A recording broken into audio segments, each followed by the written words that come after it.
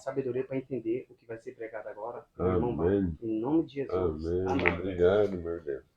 É verdade que a compreensão esteja sobre nós, não somente o conhecimento. O conhecimento a gente pode tê-lo simplesmente lendo, hein, as coisas. Agora, entender o que Deus quer através da palavra é só pelo Espírito Santo. Não é ninguém que tem um entendimento, o outro tem um outro, só o Espírito Santo. Então vamos pegar em 1 Coríntios, capítulo 6. Eu quero para Mateus, para... Como que eu acho? Amanda. Eu tenho que lembrar de uma grande. Então, Amanda, Mateus é João, hein? João. Em francês é João. Agora, mas é Jean, hein? É João. Se falar João em francês. Você vai pegar uma tradução em francês da Bíblia, você vai ver o Evangelho de Jean. O Evangelho de João. Você vai ver que é o Jean em francês. É J-E-A-N, não é? Então, o Jean. O João. Sou francês aqui. Muito chique. É por isso que ele fala fazendo biquíni.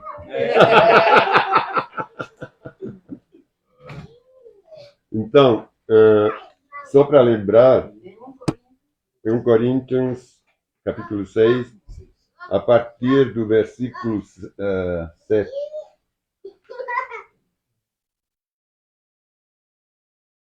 Eu quero, antes de ler, eu quero relembrar o que a gente tinha lido. Depois a gente vai continuar onde a gente acabou, no capítulo 8 de 2 Coríntios.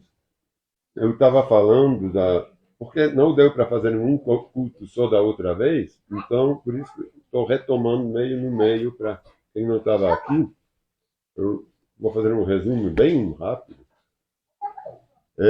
Na verdade, o capítulo 8 de 2 Coríntios, ele fala sobre a oferta que foi pedida para os irmãos de Jerusalém, que estavam passando por perseguições e apuros no ano 55, 57, né, depois de Cristo, quer dizer, depois de uns 20 anos, mais ou menos, que Cristo já tinha sido levado, a igreja ela começou a ser muito persecutada.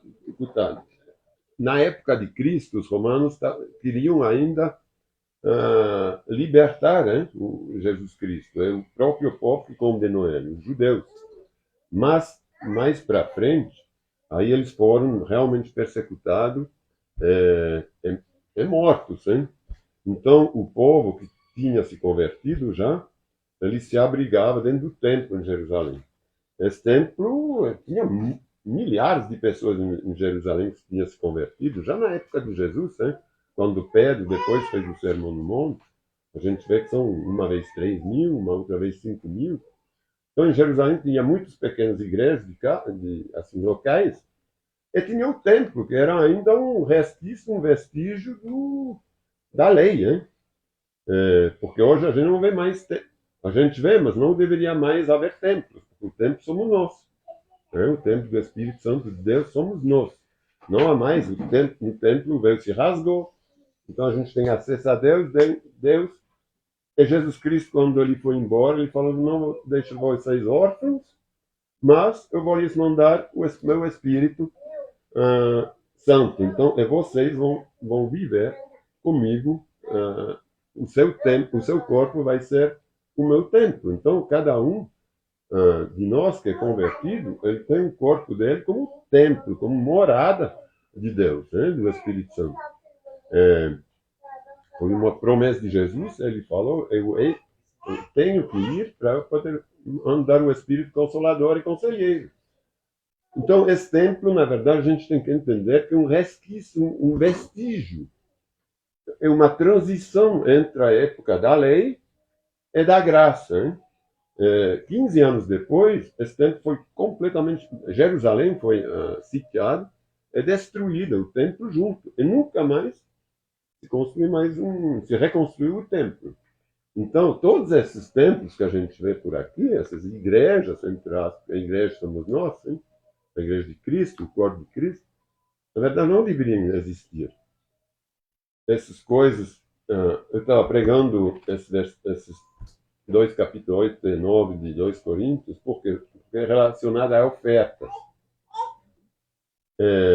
Muitos se usam, quase todos, se usam desses versículos e capítulos para pedir dinheiro, para manutenção de templos, manutenção de vida deles. E a ministração da palavra não é paga, não, a gente não tem que receber. Ela é de graça, é um ministério. Senão a ministério é mini, não é magistério, é ministério. Entendeu? Então, ministério é um serviço.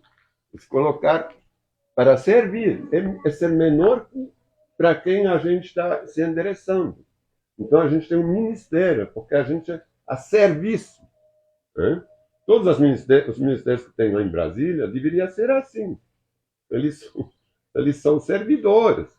Eles falam mesmo que são servidores, mas não parece, entendeu? Mas é verdade, o ministério é para servir só. Não é para fazer dinheiro. Então, Deus nunca, Jesus Cristo, Deus até naquela época da lei era diferente, porque ele morava no templo, Deus. Mas ou a gente vive agora acreditando que Jesus é filho de Deus, então a gente vive debaixo da graça, ou a gente não acredita que ele é filho de Deus e a gente continua sendo judeu, no judaísmo. Aí a gente vai ser condenado pela lei, julgado pela lei, e não pela graça de Jesus. Não adianta querer trazer candelabro dentro dos lugares e fazer rituais que tinha na época do judaísmo, porque a gente não mais está debaixo disso. Não tem que trazer sacrifício também na igreja, fazer sacrifício para agradar a Deus. Entendeu? O sacrifício foi Jesus Cristo. Então, a gente não pode mais fazer nada. A gente não pode completar, acrescentar nada ao sacrifício de Jesus. Então, é isso. Então, não adianta pagar um dízimo para alguém, isso aqui ainda é pior, pago para pessoas. Hein? Só que eu tenho que fazer um resumo meio rápido, mas porque tem muitos que pegam, não, nos Atos ele estava vendendo terrenos, levando para a igreja, aos pés dos apóstolos, mas tinha lá ainda um templo.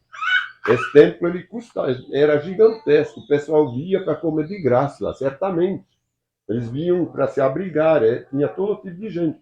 Então tudo bem, tinha ainda toda essa coisa da lei, entendeu? Do dízimo, que não era muito claro. A gente vê nos Atos, Paulo ele teve que voltar de Antioquia para Jerusalém, porque uns falavam, mas por que você não está obrigando, tem uns se convertendo com você, você não está obrigando eles a circuncidar, a cortar o prepúcio? Não, você tem que, não pode ser assim. Aí ele falou, mas que é isso?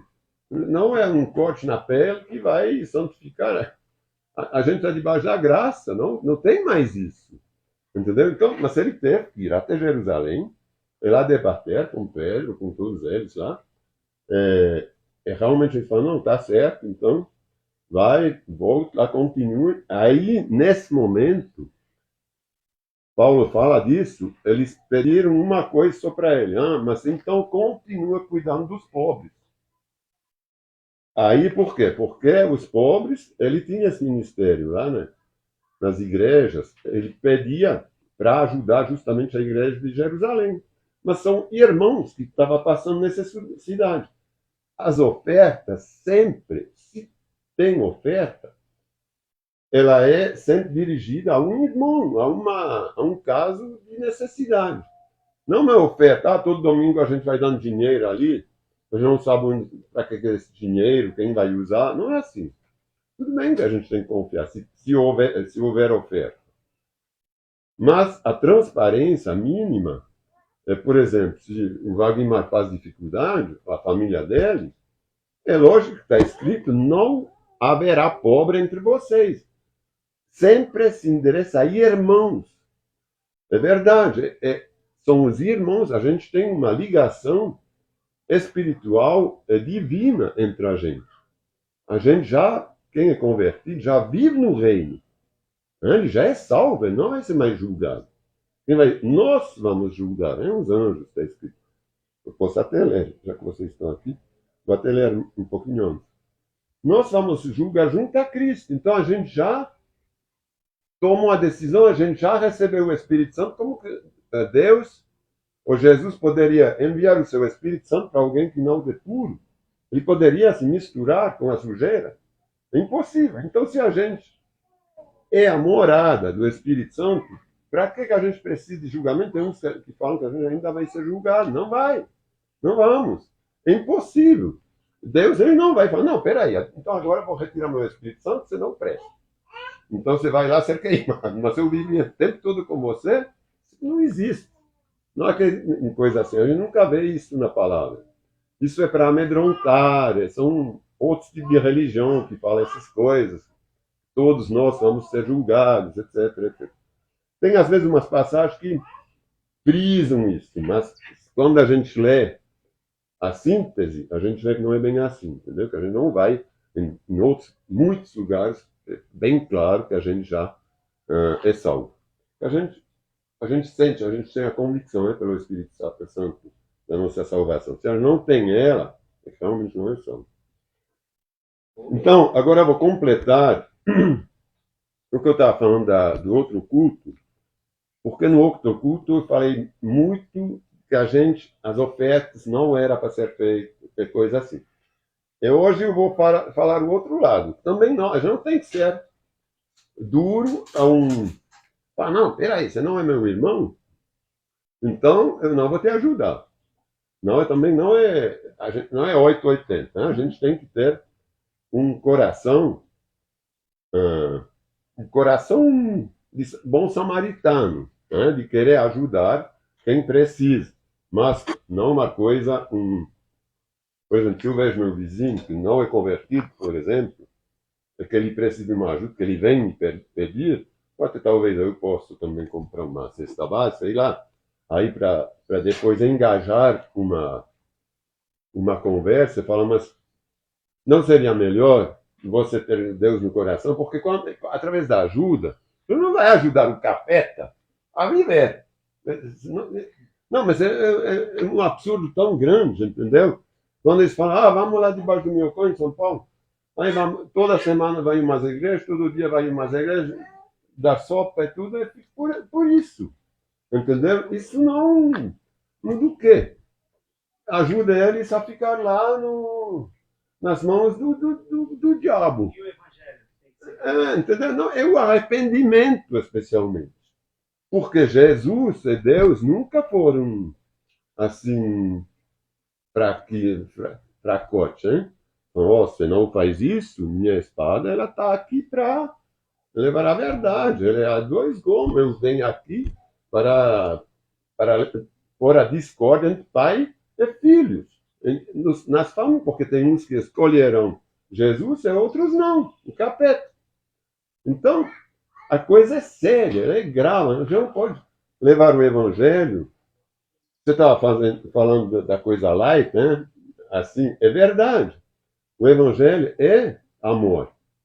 Mas ele não é amor para sustentar coisas que são erradas. A gente não pode ter amor para o pecado. Quando a gente sabe que Jesus não poderia estar junto com a gente. Eu falo, não, está tudo bem. Pode continuar, vai lá. Jesus é muito bonzão. Não se preocupe, lá no final você está salvo. Ele salva todo mundo. Não é bem assim, não. Entendeu? Tem que falar para ele, continua assim, que você está morto já. Você vai perecer lá onde tem ranger de dente. Você vai ver como fica. Mas é verdade. Então agora eu vou continuar. Vamos ler então, já que eu frisei o assunto, vamos ler do início do capítulo 6 até o versículo 11. 1 Coríntios 6, 1 a 11. Vocês encontraram? Quando algum de vocês tem um desentendimento com outro irmão, como se atreve? Eu não vou passa muito tempo explicando a coisa, porque tem outros assuntos que a gente vai... Não, esse aqui não é realmente o assunto do curso. Como se atreva a recorrer a um tribunal e pedir que injustos decidam a questão em vez de levá-la ao povo santo? Às vezes a gente discorda, a gente discorda algumas coisas, a gente leva até no tribunal, vamos supor que um desentende com... Eu pego sempre o Wagmar, porque eu sei que ele não vai ficar sentido. Eu me desentendo com o Wagmar, ele me leva no juízo, aquilo que não é santo. A gente tem que resolver aqui. Senão, aonde está o Espírito Santo? Aonde está nosso juízo, a nossa sabedoria? Se a gente não é capaz de resolver os assuntos, tem que ir lá, talvez um cara, que ele está falando depois, um cara que não crê em Deus, Pra alguém dizer que é correto. entendeu? Então não tem cabimento. Por exemplo, levar alguém, você é cristão, você vai levar alguém para as ideias. Isso. Como se atreve a recorrer a um tribunal e pedir que injustos decidam a questão em vez de levar lá o povo santo? Versículo 2. Vocês não sabem que um dia, isso que é importante, vocês não sabem que um dia nós, os santos, quem é santo? Nós, não os mortos, hein? Santo quer dizer o quê? Separado por Deus. A gente não é mais uma ovelha negra no meio de todas as ovelhas negras. A gente é uma ovelha de luz. A gente é o sal. Nós somos santificados, santos, escolhidos por Deus. A gente escolheu, mas depois Deus nos selou. É como um selo, quando a gente vai queimar, como que a gente fala? Marcar um cavalo. A gente marca um cavalo, a gente é selado pelo Espírito Santo. Entendeu? Então a gente se destaca dos outros. A gente, todos sabem, não, peraí, esse aqui tem um selo do Espírito Santo. Não toque nele, não. Não é teu, não. O capeta sabe, hein? Entendeu? Vocês não sabem que um dia nós, os santos, julgaremos o mundo? E uma vez que vocês julgarão o mundo, acaso não são capazes de decidir entre vocês nem mesmo essas pequenas coisas de desentendimento? Não sabem que julgaremos os anjos. Hoje os anjos são seres celestiais a serviço da gente, que Deus manda para servir a gente, para nos ajudar em certos casos. Eles servem a Deus. Então nós julgaremos até os anjos naquele dia do juízo. Está escrito que a igreja, Jesus vem buscar a igreja, que é o corpo de Cristo, a noiva, ele é o noivo, a cabeça da igreja, e vem buscar, a gente vai seguir ele e está lá para julgar o mundo. No Apocalipse. Hein? Que dizer, então, dos desentendimentos corriqueiros desta vida? Se vocês têm conflitos legais, por que levá-los para fora da igreja, a juízes que não fazem parte dela? Eu estou lendo, você tem essa Bíblia também. Estou lendo na NVT, hein? Na Transformadora. Digo isso para envergonhá-los. Ninguém entre vocês tem sabedoria suficiente para resolver essas questões? Em vez disso, um irmão processa outro irmão diante dos descrentes. Que miséria, hein? Esse aqui realmente é o testemunho mais ridículo que a gente pode dar, hein? O desentendimento entre o irmão que a gente vai levar lá para o mundo. Para falar, o que você acha? Os simples fatos, agora eu estou vindo na minha pregação de hoje. Os simples fatos de terem essas ações judiciais entre si já é uma derrota para vocês. Por que não aceitar a injustiça sofrida? Por que não arcar com o prejuízo? O último culto eu falei que a gente não faz oferta. É verdade, não precisa fazer oferta regular. Quando a gente não sabe para consertar um telhado de um templo que não deveria nem existir. Esse templo. A gente não tem que recolher dinheiro para sustentar ou fazer construções. Quem tem um ministério que é doutor, ou sei lá, para ensinar, ou pastor, ele abre a casa dele, que Deus com certeza vai dar para ele poder fazer isso se é um chamado que ele tem. Agora, fazer para querer ganhar dinheiro, para ter vida mansa, não funciona. Porque não pode pedir dinheiro para alguém que sustentar seu ministério. Se alguém quer te dar, tudo bem, mas não é para aceitar.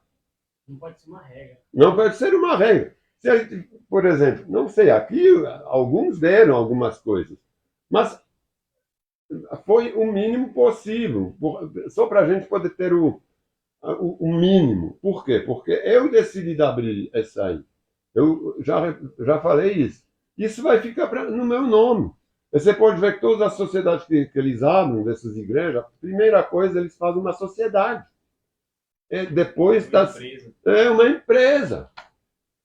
Aí tem que ter conselho de administração.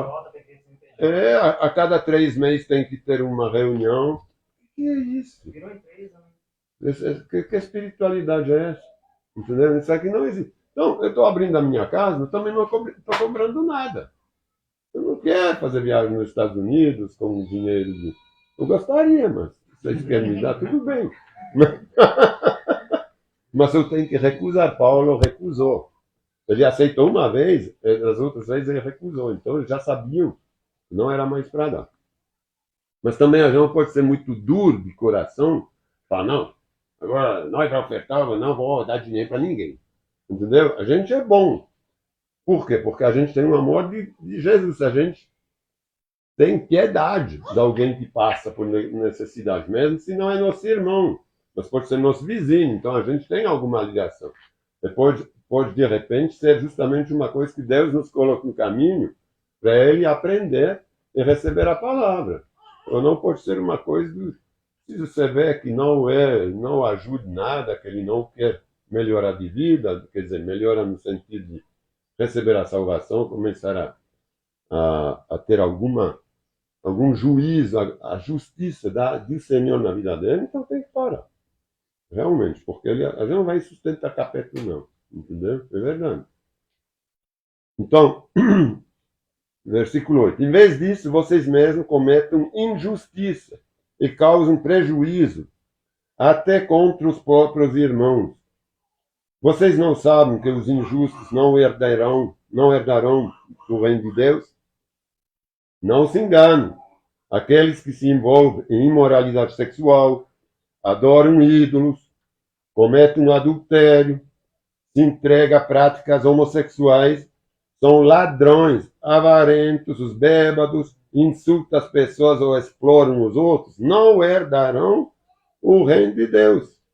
Alguns de vocês eram assim, mas foram purificados e santificados pelo Espírito Santo, declarados justos, porque arrependeram-se. Não é declarado justo, cheio de pecados, que não foram redimidos lavado por Jesus Cristo através da nossa confissão a Jesus dos nossos pecados, do nosso arrependimento, declarados justos diante de Deus no nome do Senhor Jesus Cristo, pelo Espírito de nosso Deus. Tem uns que falam que o Espírito Santo não é muito importante, ter manifestação do Espírito Santo não, mas a gente vê no Novo Testamento, sempre se fala disso. É só do Espírito Santo, é só que ele nos purifica, ele nos santifica, a gente é moradia. Então, é morada. Então a gente não pode falar, não, eu leio a palavra, isso me basta. Não, a gente tem que procurar ir atrás, receber essa unção do Espírito Santo. É isso que nos dirige na vida. Vamos continuar então. A gente viu que os avarentes lá não também herdaram do reino de Deus. É isso que eu queria frisar lendo essa parte, para não pensar, não, tudo bem, então eu não preciso ofertar, então meu dinheiro, tudo que eu ganho é meu. Não é assim não, porque a gente não tem nada. Tudo pertence a Deus pela sua graça. Se a gente vive pela graça de Cristo, tudo que a gente tem é pela sua graça. Não é pelo nosso. Tem uns que falam, não, eu já conquistei isso, consegui isso, tem 3 casas lá, tem 6 terrenos lá, tem cavalos, né, tem cheio de coisa. Porque Deus te deu saúde para fazer. Porque se ele não quisesse que você fizesse, meu amigo, você não teria nada. Entendeu? Então a gente não faz nada. É Deus que faz. A gente tem que dar ação de graça a Deus para tudo que a gente tem. Não é que ele não quer que a gente tenha. Não, não é isso. Mas a gente não pode se enorgulhar assim, se orgulhar foi pela gente. Não é pela gente, não. Claro que a gente tem que trabalhar, porque senão a gente não vai ter nada. Mas é óbvio. Deus nos deu um corpo com saúde para trabalhar. Mas se Ele não nos dá isso, a gente não tem nada. Então vamos continuar onde eu parei da outra vez. Era no capítulo 8 de 2 Coríntios, versículo 16. 2 Coríntios, capítulo 8, versículo 16. A gente vai retomar essa oferta que eu estava falando da outra vez, que as igrejas, a maioria das comunidades, elas se aproveitam desses textos para falar, não, vocês têm que fazer, mas isso foi 2 vezes, ele foi um ano pedir, depois voltou outro ano para ajudar realmente os irmãos de Jerusalém. Não há outro lugar na palavra onde tem oferta. Dízimo já não existia mais porque não tinha o tempo. O cristão não tem o dízimo. Porque ele não fazia mais parte da lei, então ele não pagava para o templo. O dízimo era para os levitas. Os levitas, eles eram uma tribo, eram 12 tribos. Uma dessas 12 tribos era chamada dos levitas, que eles cuidavam de todo o povo santo. Todas coisas santas, quer dizer, do templo, de tudo. Então eles tinham que levar sacrifício, levar ofertas, levar o dízimo, todas as colheitas, esse tipo de coisa. Então, a partir do momento que o véu se rasgou, que a lei ela foi acabada, ela estava lá, a lei, para mostrar como o homem era pecador, né? Era necessário. Mas depois, Jesus veio com a sua graça. Então, a gente tem que entender que a gente não pode mais viver debaixo do Antigo Testamento. Se a gente vive debaixo dele, a gente é julgado por ele e não tem escapatória. Porque o próprio Deus falou, senão vocês não conseguem, eu tenho que dar meu filho para vocês. Então, se a gente não aceita isso, a gente não aceita a salvação, simplesmente. Certo? Então, agradeça a Deus, porque ele concedeu a Tito a mesma dedicação que eu tenho por vocês. Tito recebeu com prazer nosso pedido para que os visitasse outra vez. Na verdade, ele mesmo estava ansioso para ir vê-los. Com ele estamos enviando outro irmão que é elogiado por todas as igrejas como pregador de boas novas. Boas novas é o evangelho, hein? Esse outro irmão, não está especificado aqui, mas a gente imagina que foi ou o Lucas, ou talvez o Silas, mas eu acho que foi o Lucas.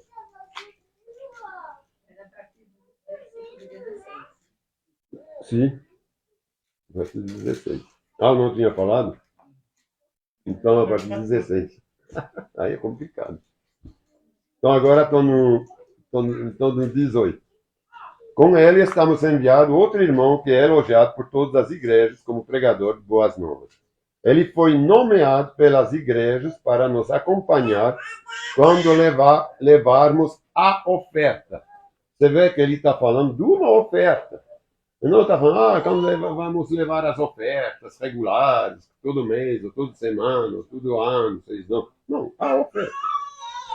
Um serviço que visa glorificar o Senhor e mostrar a nossa disposição de ajudar os outros irmãos aí em Jerusalém, que estavam passando fome, a dificuldade.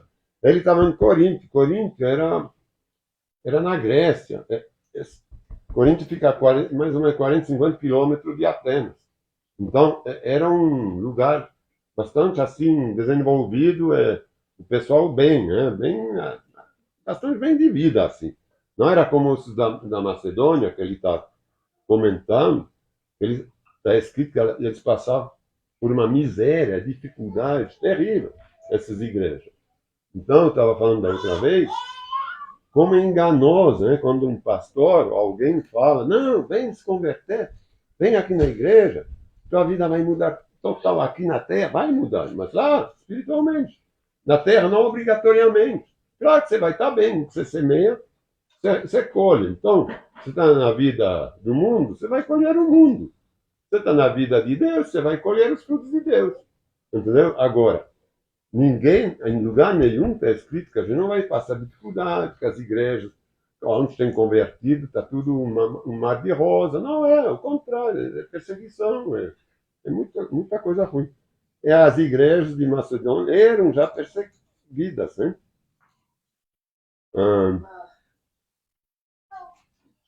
Onde que eu tinha parado? Ele foi nomeado, no 19, ele foi nomeado pelas igrejas para nos acompanhar quando levarmos a oferta. Hein? Um serviço que visa glorificar o Senhor e mostra a nossa disposição de ajudar. Com isso, queremos evitar qualquer crítica à nossa maneira de administrar essa oferta generosa. Vocês veem como ele já tinha naquela época, por uma oferta esporádica. Ele já estava falando, puxa, eu vou mandar tal, e vocês podem mandar alguém junto, porque a gente quer transparência. A gente não quer que vocês achem que vocês estão dando dinheiro para mim ou para a gente. Não, eles vão levar, você pode, outros irmãos, a gente vai ver, ir junto para Jerusalém para ver que o seu dinheiro vai ser entregado realmente para os irmãos. Então, ele tem essa preocupação. Vou reler. Com isso, queremos evitar qualquer crítica à nossa maneira de administrar essa oferta. Não o dinheiro da igreja, porque a igreja não tem dinheiro. Tomamos o cuidado de agir honradamente, não só aos olhos do Senhor, mas também diante das pessoas que vão ofertar. Tem que ser claro. Além disso, estamos enviando com eles outro irmão que muitas vezes deu prova de seu bom caráter, e que em várias ocasiões e de diversas maneiras demonstrou enorme dedicação. E por causa da grande confiança que ele tem em vocês, agora está ainda mais empolgado. Se alguém lhes perguntar a respeito do Tito, que é o Tito que ele está mandando, digam que ele é o meu colaborador, de Paulo, o apóstolo, que trabalha comigo para ajudar vocês. Quanto aos irmãos que o acompanham, foram enviados pelas igrejas e trazem honra a Cristo. Porque eles, imagine, isso aqui era em 70 depois de Cristo. Você tinha que atravessar províncias, lugares onde tinha só ladrões e bandidos, né? Entendeu?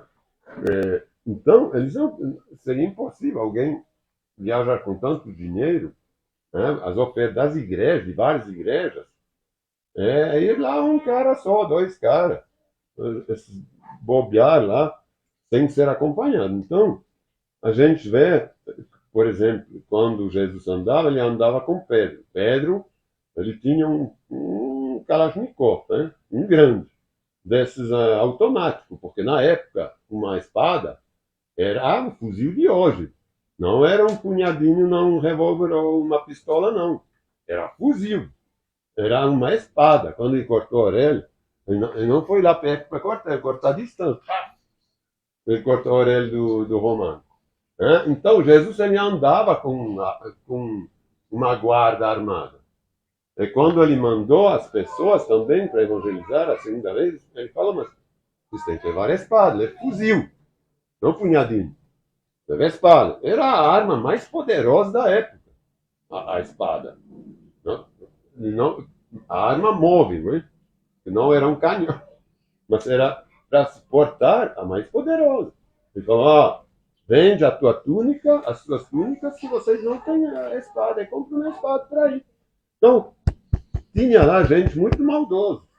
É por isso que tem tanta gente. Porque a gente pode se perguntar, mas por que tinha tanta gente para acompanhar esse dinheiro, essas ofertas, não? Os caras queriam se aproveitar e comer bem, ir nos melhores hotéis, 5 estrelas, dormir. Não, é simplesmente porque estava perigoso andar com dinheiro. Certo? Se alguém lhes perguntar, de novo, 23, a respeito de Tito, digam que ele é meu colaborador que trabalha comigo para ajudar vocês. Quanto aos irmãos que o acompanham, foram enviados pelas igrejas e trazem honra a Cristo. Portanto, mostrem diante deles seu amor e provem para todas as igrejas que temos razão ao elogiar vocês. Capítulo 9. Na verdade, quando a esse serviço ao povo santo, não aos moradores do meu cão lá, debaixo do meu cão, é oferta para um povo santo que está passando dificuldade. Então, são gente que já pertence a Deus. Falando, como falei antes, que não é para nunca não ajudar ninguém que não seja um irmão. Mas, na palavra, quando se fala de oferta, de ajuda, que nenhum irmão tem que ser pobre, né, é sempre irmão. Não é o irmão do capeta. A gente tem que levar as boas novas, tirá-los do mundo. Agora, aí eles viram irmãos. Agora, quer ficar no mundo? Fique lá onde você está. Não quer saber, depois de ter ouvido? Não tem nada para fazer. Na verdade, quanto a serviço ao povo santo, não preciso lhes escrever. Sei quanto estão ansiosos para ajudar e expressei às igrejas da Macedônia meu orgulho de que vocês, na Acácia, estão prontos para enviar uma oferta desde o ano passado.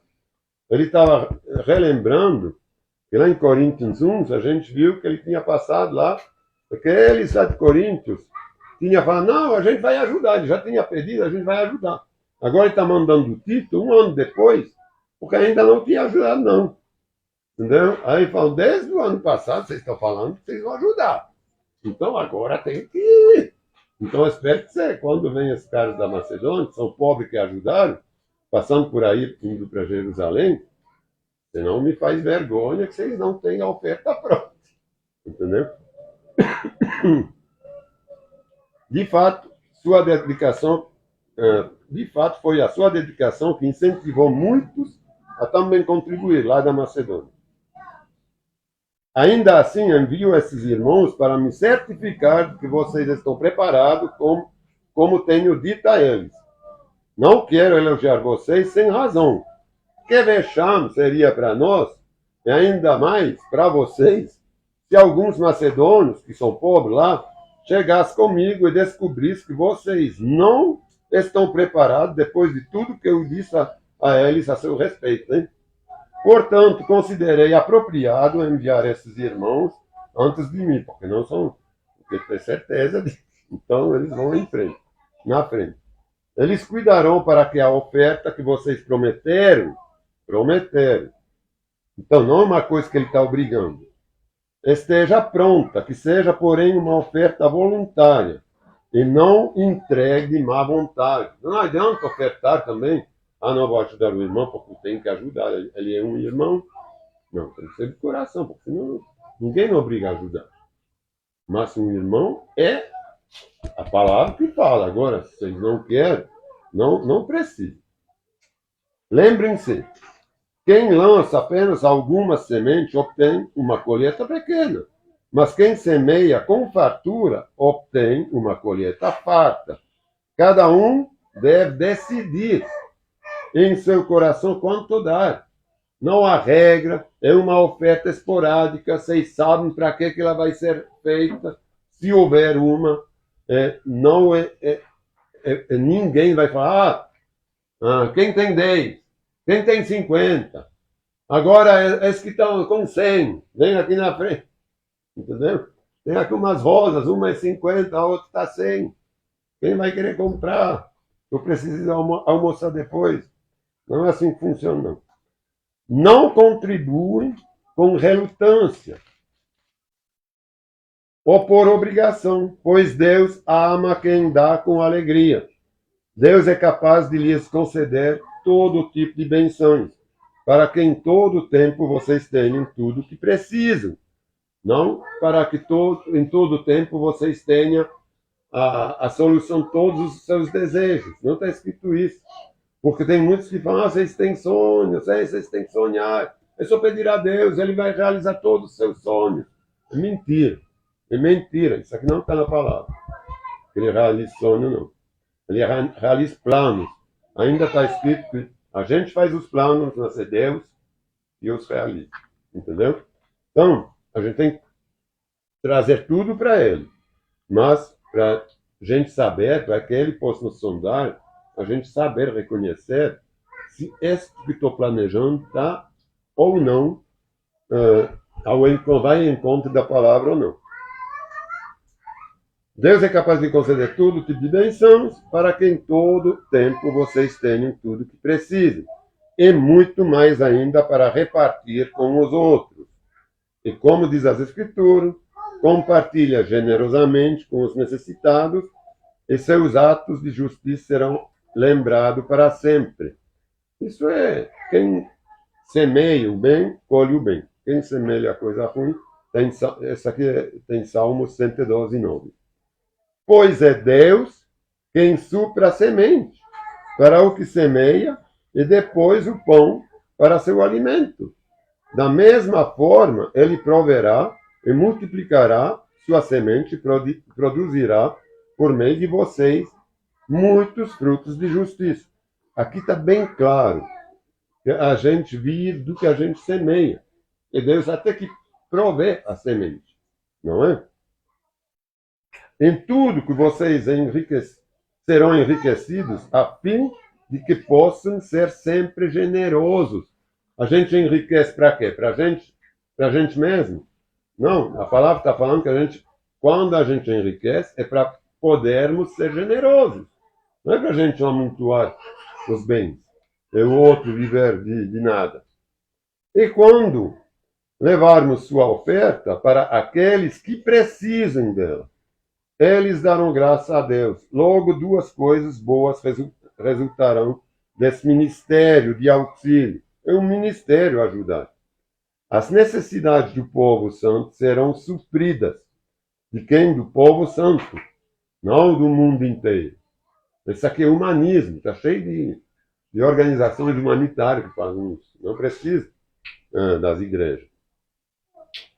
E eles expressarão com alegria a sua gratidão a Deus. Como resultado do serviço de você, um serviço de prestar oferta, eles darão glória a Deus, pois sua generosidade com eles e com todos os que creem mostrará que vocês são obedientes ao Evangelho, às boas novas de Cristo. E eles orarão por você com profundo afeto, por causa da graça transbordante que Deus concede a você. Graças a Deus por essa dádiva tão maravilhosa, nem as palavras conseguem expressar. É verdade. Quando a gente é generoso, né? Quando a gente ajuda um irmão, a gente realmente expressa esse tempo de graça. Jesus Cristo que morreu por nós de graça. Eu estou insistindo muito. Se é de graça, é porque a gente tem que dar de graça. A gente recebeu de graça, a gente não pode vender. A gente não pode. A oferta que a gente faz, se é para ofertar para um irmão, tem que ser feito com ação de graça também. Jesus não se ofertou para a gente. Ele ofertou a salvação de graça. Então não tem como pedir dinheiro em nada. Então eu vou hoje, a gente tem a ceia, sempre o segundo domingo do mês, a gente celebra a ceia. Vamos pegar em Coríntios também, Coríntios 11, então.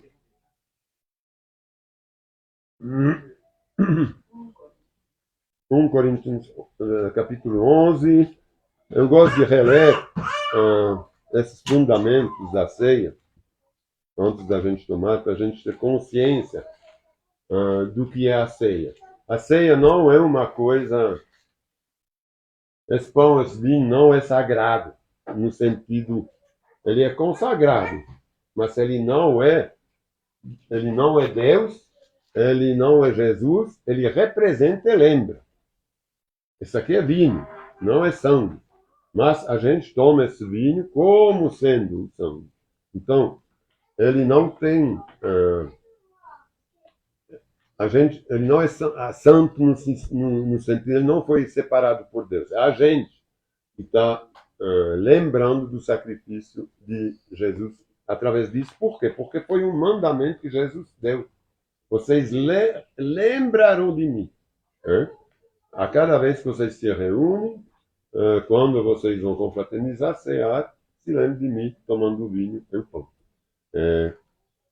A gente poderia fazer isso a cada culto, ou não, isso aqui é livre. Mas ele está falando a cada vez que a gente come junto, assim, é para se lembrar do Senhor.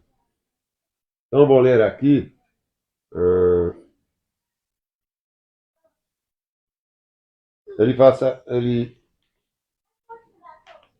A partir do versículo 26, só onde tem as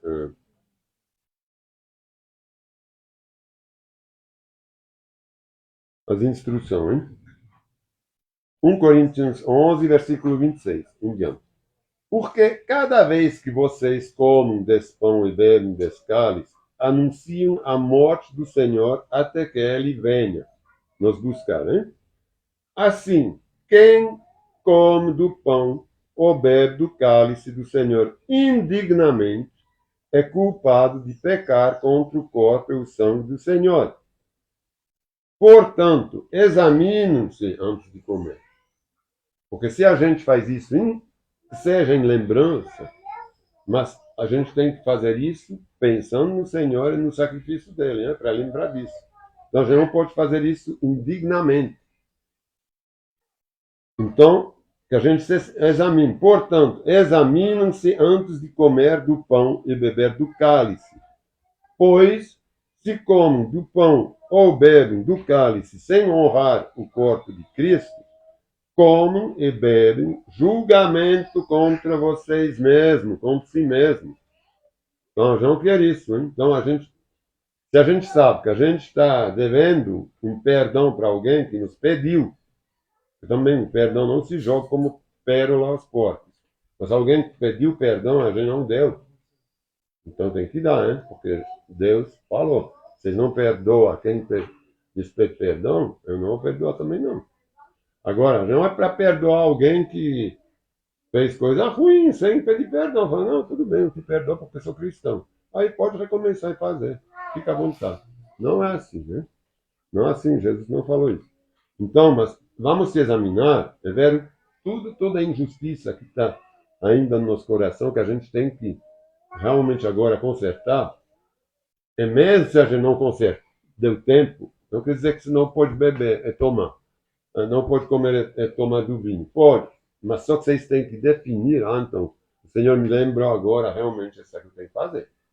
Então, saindo daqui, na semana que vem, agora, tem que ir acertar essa coisa que Deus mostrou para vocês. Senão vocês estão bebendo indignamente. Não sou eu que estou falando. Eu sempre vou falar só da palavra. Eu não sou ninguém para falar nada. Entendeu? Portanto, examinem-se antes de comer o pão e beber do cálice. Pois se comem do pão ou bebem do cálice sem honrar o corpo de Cristo, comem e bebem julgamento contra si mesmo. Por isso, muitos de vocês estão fracos, doentes, e alguns até morreram, adormeceram. Quer dizer, morreram. Por quê? A gente não morre aqui na Terra, a gente vai morrer na segunda morte. Hein? Se examinarmos a nós mesmos, não seríamos julgados dessa maneira. Mas quando somos julgados pelo Senhor, estamos sendo disciplinados para que não sejamos condenados com o mundo, junto com o mundo. Então, pode passar, vamos pegar do pão e do vinho. Aí eu vou ler aqui o que o Senhor falou, para todos juntos a gente possa, para que todo mundo junto a gente possa tomar.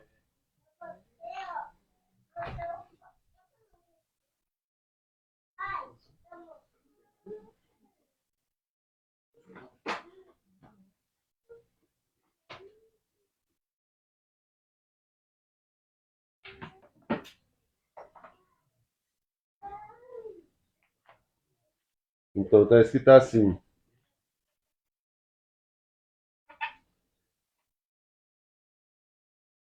Na noite em que o Senhor Jesus foi traído, por Judas, né, naquela época, ele tomou o pão, que a gente está tomando agora, agradeceu a Deus, partiu e disse: Este é meu corpo, que é entregue por vocês.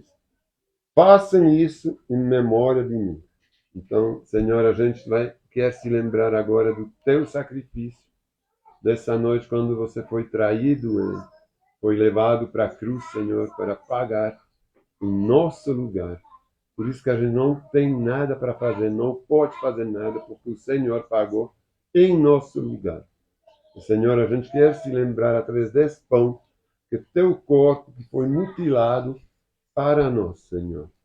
Podem comer desse pão.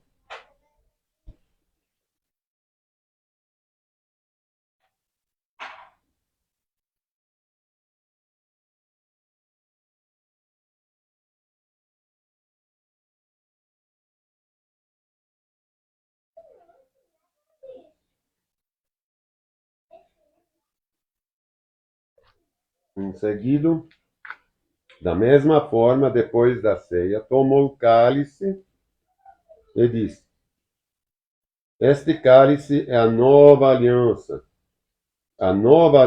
confirmado com meu sangue. Façam isto em memória de mim, sempre que o beberem. Senhor, eu quero me lembrar, Senhor, do teu sangue que foi derramado na cruz. É símbolo, Senhor, que foi teu sangue, que foi essa nova aliança que o Senhor fez com a humanidade, com todos os homens de boa vontade que querem e aceitar a Ti e pedir de ser Senhor e Salvador das suas vidas, Senhor. E a gente, através desse vinho, quer se lembrar desse sangue que nos lavou de todos os nossos pecados que a gente confessa na frente de Ti, Senhor. É para eles poderem ser levados pelo Teu sangue. E nunca mais ser lembrado, nem pelo capeta, Senhor. Porque você nos lavou dos nossos pecados. Você não os esqueceu simplesmente para poder ser relembrado, mas foram lavados. Toda a mancha, Senhor, que nos manchava, foi retirada e nos fomos purificados pelo Teu sangue.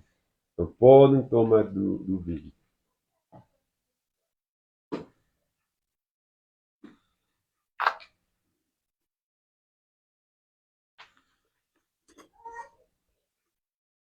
Muito obrigado, Senhor, por esse culto, por essa palavra maravilhosa, Senhor. Eu te peço agora, Espírito Santo, dá esse entendimento, o que eu não consegui passar da forma que o Senhor queria que eu passasse. O Senhor agora